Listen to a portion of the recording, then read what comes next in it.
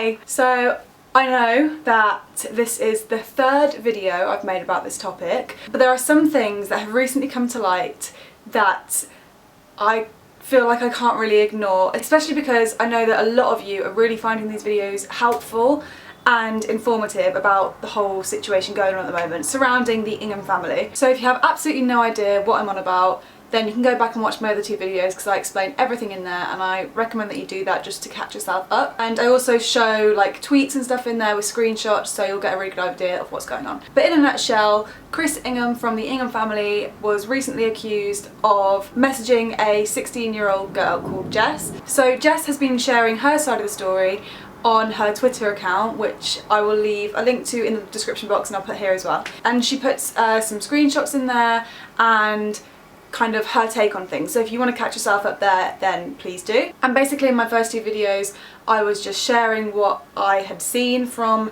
the tweets and stuff and sharing my opinion on it as well. But I really wanted to make this updated video on the situation because, and I'm sure a lot of you are aware, there's definitely been some serious updates, and that is an understatement. So the first update that I saw after my last video was that Jess had uploaded a YouTube video on her YouTube account, which I will also leave a link to in the description box. But in that video she kind of just explained more about her side of the story, and she also answered a lot of questions that people were having. And the part of the video that kind of resonated with me the most was at the end of the video, where she went on her laptop and went to her email and scrolled down the notifications from the direct messages on Twitter, clicked on one of the messages, and it took her to Chris Ingham's Twitter page. Or, well, actually he's deleted his Twitter now, so it was kind of like this account is no longer in use, but it came up automatically with his username. And throughout the video I just remember thinking that she seemed really calm and collected and mature and just like a normal 16-year-old girl. And after I watched that I really did think, like, what is she gaining from this situation? Like, there's nothing really in it for her to fake all of this, especially seeing as it's been going on for so long. So yeah, like I said, I kind of made my mind up on my opinion after that. And when she went through her messages like that and clicked on it and it went to the Twitter username or whatever, she kind of said, I don't know how else I can prove to you that it's real. If you have any other ways that I could prove it's real, then let me know. So that was a massive piece of information that came to light for me. And I know there's a lot of people that are kind of keeping up to date with this situation through these videos, so I did want to share everything that I found out recently because I think honestly it's the most substantial kind of things that I found out so far. And I did actually direct message Jess on Twitter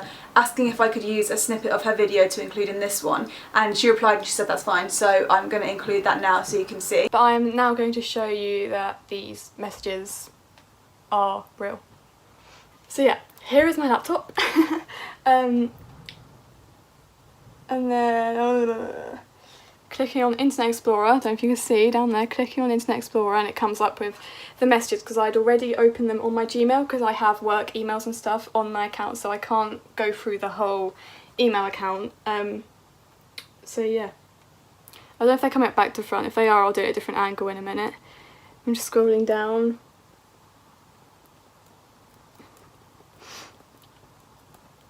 And then click on his profile picture.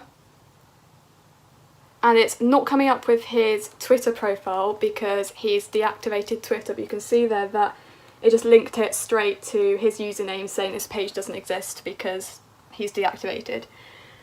So yeah, I don't know how else to prove that these messages are real. If you can leave in the comments below if there is any other way I can prove that it's real, but that is the only way I can think of. And on Twitter I've seen a few letters that look like solicitor letters from Chris's team of lawyers, and I know of some people who have taken their YouTube videos down. Luckily I kind of know where I stand with that. I have a background in media journalism, so I know kind of like my rights and what I can and can't say legally, and I basically have a lot of training in like media law, so I know what I can and can't say, and it's totally fine to share your opinion on things. I'm just sharing what's already been put out there and sharing my opinion on it too. But it is a shame that people felt the need to take their videos down because I do think this is a really important topic to share, because people who watch the Ingham family deserve to know something even if it's just information to make up their own opinion and mind on things,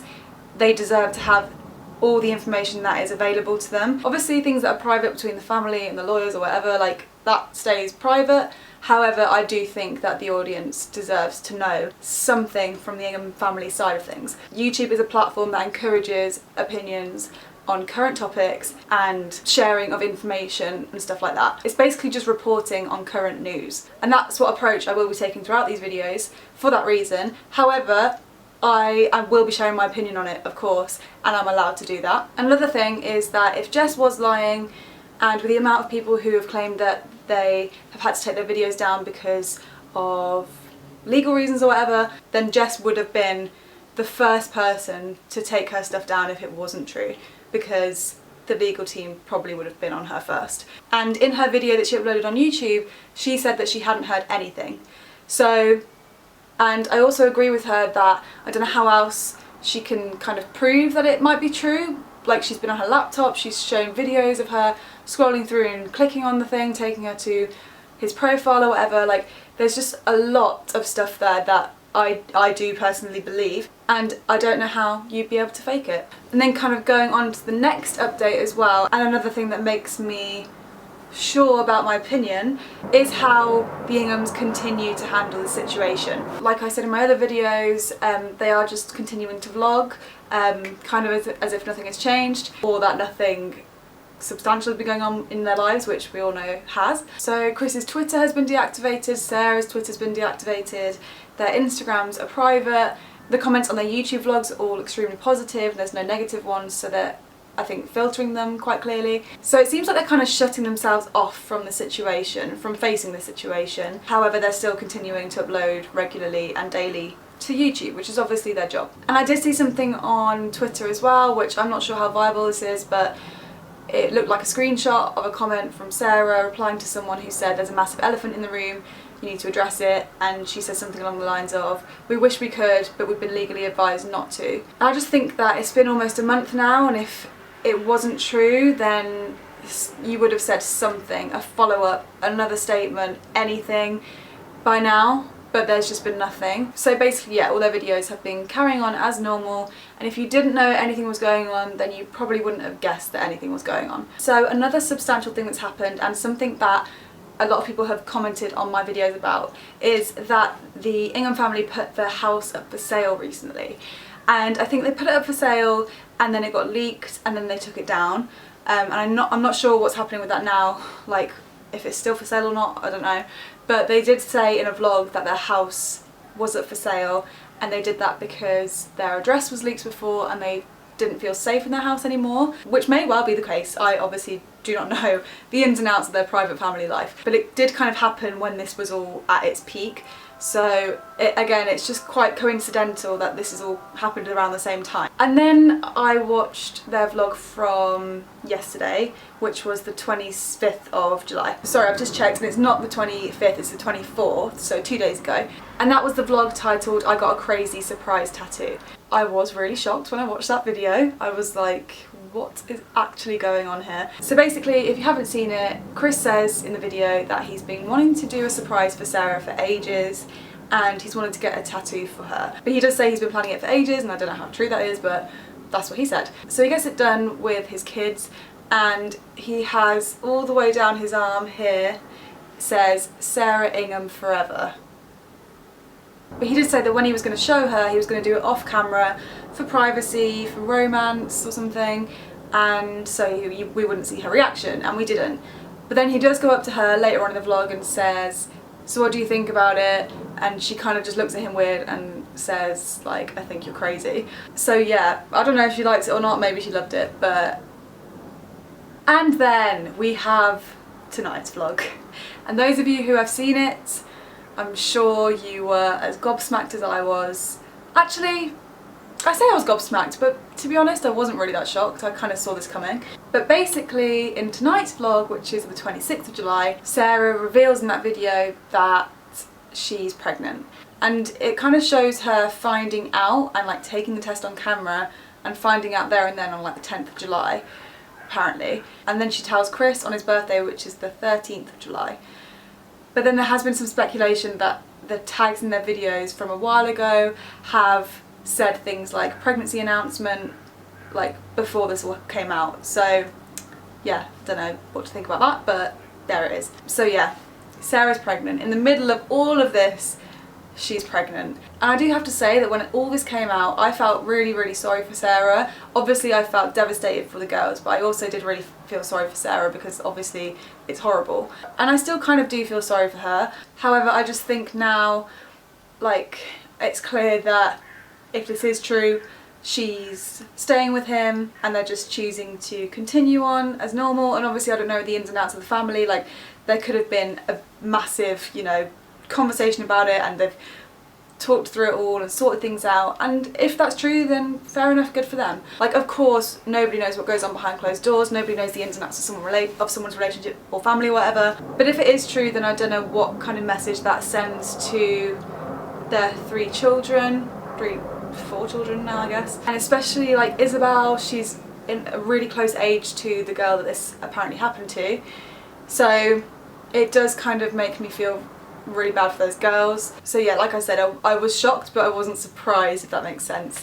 And when I watched the vlog, I kind of felt a little bit sad, like not sad in the way that, like, I have been about this whole situation, but sad because, like, if I'd have watched that video before this all happened, I would have been so excited and happy for them, and like I did really want them to have another baby or whatever. I just kind of felt this sense of just like, yeah, sadness, because it's just not the way that anyone wanted it to happen. But they do seem, on the outside anyway, really happy and content with it all. So, I mean, fair enough. But there is someone else in this equation, and if it is true, then Jess deserves the support and the recognition for what she has been brave enough to do. If it is, then I think the best thing for Chris to do would be to come out publicly, make a really sincere apology if he does feel apologetic, admit it, and then go through the motions to try and sort it out. Not hide behind solicitors, not try and pretend like absolutely nothing's going on, and not just hiding away from the whole situation.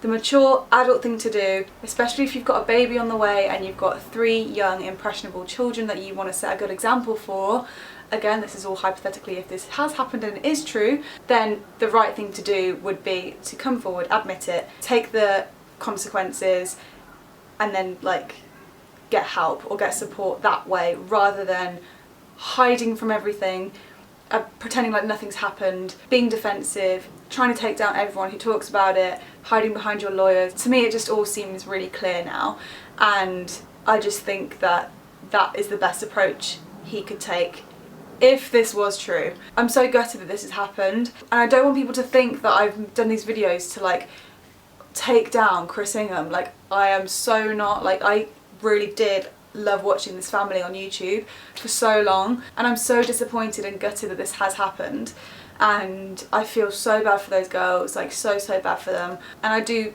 kind of feel bad for Sarah as well, although I don't think she's handling it in the best way. But in almost all of these situations before, there has been an apology, an admittance, a confrontation, and I know that's harder for some people than others, but it is the right thing to do in most situations in life. Admitting when you're wrong and being able to accept the consequences for that is so important. And I think that if this was true, again, if this was true, then that is the approach that he should take. But I do believe that people can be forgiven if they are truly sorry and regretful about what they've done and willing to change. But at the moment it doesn't seem like that is the case, and who knows, maybe that's because it's not true, but in my personal opinion I believe that it is. Those are all the updates I have for you guys anyway, and I think you'll agree with me that they are pretty substantial updates. But let me know what you guys think about this. I really love hearing your opinions on it. Do you agree with me?